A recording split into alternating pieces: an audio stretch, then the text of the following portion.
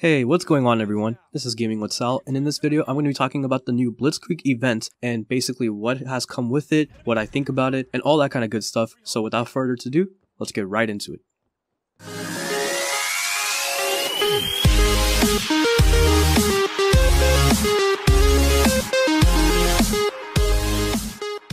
So I was actually going to make this video yesterday and have it uploaded yesterday as well, but instead we got some news about Black Ops 4 not having campaign and all that kind of crazy stuff. So if you guys haven't checked out my video covering that news, I highly recommend you go check it out because it is something that is going to affect Black Ops 4 in the long run. And yeah, I would love it if you guys go ahead and check it out and kind of support that video as well. But anyways, in this video I want to go ahead and cover everything that has come within the Blitzkrieg event, so let's go ahead and dive right into it. So first of all, the event started off on April 17th, which is yesterday from the day that this video is being recorded, and it's going to last all the way up until May 8th. So that's about a 3 weeks time period. And just like every other event, a lot of stuff came to the game that has never been seen before, including maps, content. So let's go ahead and start off with the headquarters map. So as of right now, the headquarters 24/7 game mode is live and running under the featured playlist, and it's going to be basically a permanent map that'll be in the game for its entire lifecycle. Now this is great because one, we never really would have expected something like the headquarters to be turned into a multiplayer map, and not to mention that it's free for everyone and that it's going to be in the game and in the normal rotation cycle whenever we play any certain game modes, which I'll get to by the way, is a really nice thing for players. And like I said, it just gives us more maps to play, which is much better than the 9 maps that we only got on launch date. Now when I said certain game modes like free-for-all, gun game, and prop hunt are going to be the only game modes we can play in the headquarter map. Now that makes a lot of sense in my opinion, because the headquarter map, if you look at it, isn't really an ideal map to be playing other game modes such as domination, team deathmatch, and especially something like ground war. Now that would just be purely insane. But when you have game modes such as prop hunt, gun game, free-for-all, first of all, it only requires 8 people to be on the map, which is more than enough in my opinion for something like the headquarters. And on top of that, it just works better with those 3 game modes only in my opinion. So it's a good thing we only have those 3 game modes. And yeah, like I said, it's really nice to have another map. Not to mention, it's pretty fun to play on just because of the fact that it's not a 3-lane map. It's not balanced whatsoever, but that actually adds to the fun aspect of this game, which is something that it really needs more of in my opinion. So speaking of game modes, the long-awaited ground war game mode has finally been added within Call of Duty World War II, which means we're now going to have 9v9 matches within game modes such as team deathmatch, ground war, kill confirmed, and as of right now, it seems like that ground war has been added throughout all maps. I doubt that it has been added on shipment, because imagine how much of a nightmare that would be. And at the same time, I don't know if I heard this anywhere or if it's just my imagination, but I think that Point 2 Hawk will not have ground war, and I'm not really sure on that, guys, so don't quote me on that. But then again, at the same time, if it isn't included within ground war, then it does make sense because Point 2 Hawk is a very clustered map in a way, so it would make sense if it didn't really fall under the ground war playlist. And speaking of ground war, we now have ground war within the war game mode as well, so that basically means we're also going to have 9v9 matches within the war modes, and all of that is once again under the featured playlist. To me, this is great because it will allow us to have more fast-paced, intense matches instead of one of those long and boring matches in my opinion, especially within the war game mode. I feel like that adding 9v9 within the war mode itself is a very good move. It'll bring more intense battles, like I said, more fast-paced action within that game mode, and who knows,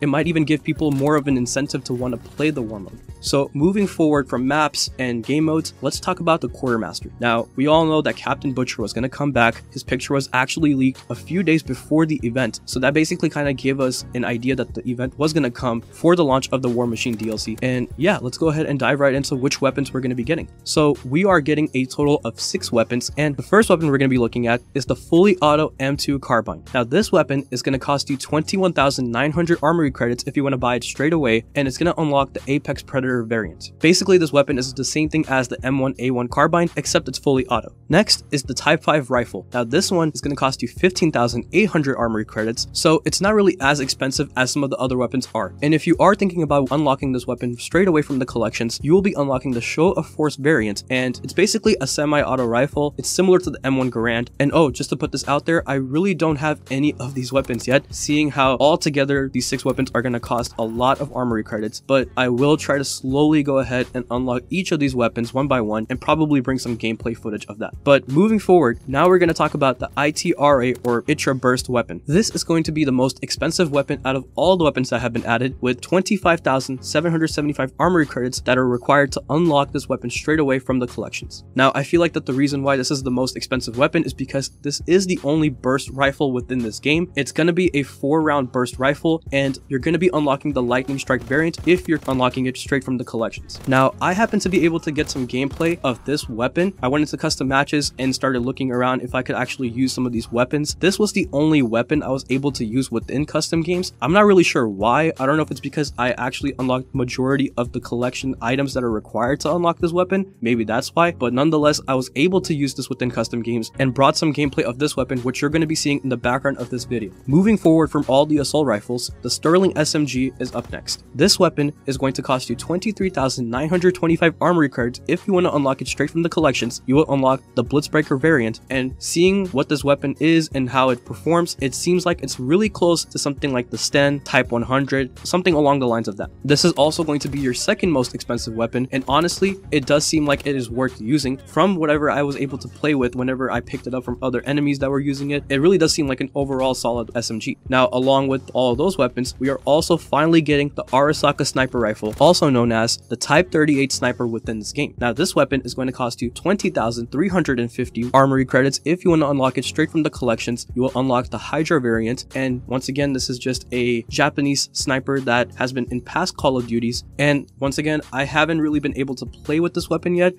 You're probably not going to see gameplay from me of this weapon as much because one, I'm not really that great of a sniper, but like I said, if I'm able to unlock this weapon, I'll go ahead and do that and bring some gameplay of it. And to end things off with the weapons, we are also getting a baseball bat as a new melee weapon, and this is just going to cost you 13,975 armory credits if you want to unlock it straight from the collections. Now, when it comes to these weapons, the M2 Carbine, Type 5 Rifle, and even the Type 38 Sniper all have collections, but they aren't listed under the Blitzkrieg Event. Instead, they're listed under the normal Operation Overload section within the collections. So with that said, I would recommend trying to get the ITRA Burst Rifle or the Sterling SMG along with the melee weapon if you're into that before the event is over. This is because when the event is over, you won't be able to unlock these three weapons straight away. The only weapons you will be able to unlock after the event are the Type 38 Sniper, the Type 5 Rifle, and the M2 Carbine, since they're under the Operation Overload section. So keep that in mind whenever you're going in to purchase some of these weapons with your armory credits. Now finally, we're going to go ahead and talk about some of the orders. If we take a look at this image, we can see that there is a Blitzkrieg bribe supply drop when you go visit Major Howard within the headquarters, so maybe we will see the return of supply drops that are specific to the event, which we really didn't get to see as much in Shamrock and Awe. As of right now, I completed this order and I'm not really seeing any more Blitzkrieg bribes or Blitzkrieg supply drops, so maybe Slowjammer will add more of that later on, but at the same time, you can still unlock majority of the collection items that are required for some of these new weapons through the regular supply drops and through the regular rare supply drops. But that's gonna wrap it up for this video, you guys. I just wanted to give an update on what we are getting with this event. I know that most people have already covered some of this topic, but like I said, this was supposed to go up yesterday, but because of all the crazy Black Ops 4 news that was going on Twitter and seeing how there's not going to be a campaign within the game, I really had to do the video for that one first. So sorry if I'm bringing some of these news for this game a little bit late. But anyways, if you guys enjoyed the video, please leave a like, comment, subscribe, click the bell icon so you'll never miss an upload, and help me reach my goal of getting 1,000 subscribers. I really do appreciate every single one of you guys who support the channel, leave likes, and just support the video altogether. But anyways,